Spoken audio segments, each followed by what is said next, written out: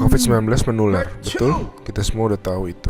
Parahnya karena masa inkubasinya bisa sampai 14 hari, orang bisa positif corona tanpa demam dan batuk. Gak kelihatan. Kalaupun dia nanti batuk dan demam, bisa jadi itu bukan corona, bisa jadi flu biasa. Jadi bingung kan? Nah, saat ini cara yang paling akurat yang kita punya adalah dengan testing. Pemerintah ini sedang mempersiapkan testing massal di hari-hari ke depan. Pesan utama video ini adalah jangan panik ketika nanti setelah testing massal, angka positif corona kita naik tajam.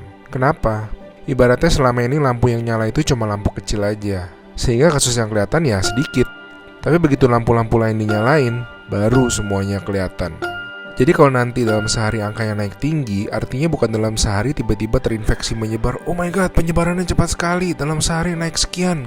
Lebih tepatnya, dalam sehari kelihatan banyak kasus positif yang terinfeksinya itu dari kemarin-kemarin, tapi belum kelihatan.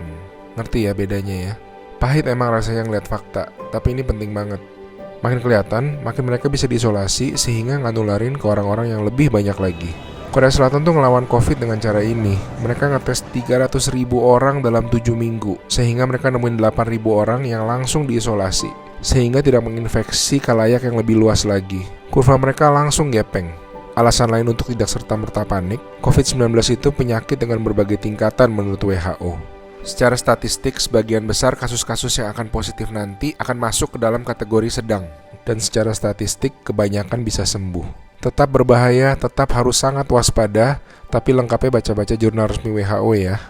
Di hari-hari ke depan kita akan lihat banyak orang positif corona, teman-teman kita, saudara-saudara kita. Tapi ingat, jangan jadi stigma. Corona itu bukan aib, dia bukan dosa, dia bukan kesalahan orang itu sendiri. Jadi kita tetap harus waspada, harus menjaga diri kita tidak terinfeksi. Kita malahan harus bantu mereka untuk jadi sembuh. Jadi akhirnya massive testing itu perlu, supaya yang sakit dan tercecer di sana-sini bisa diisolasi sehingga tidak menimbulkan lebih banyak orang yang terinfeksi.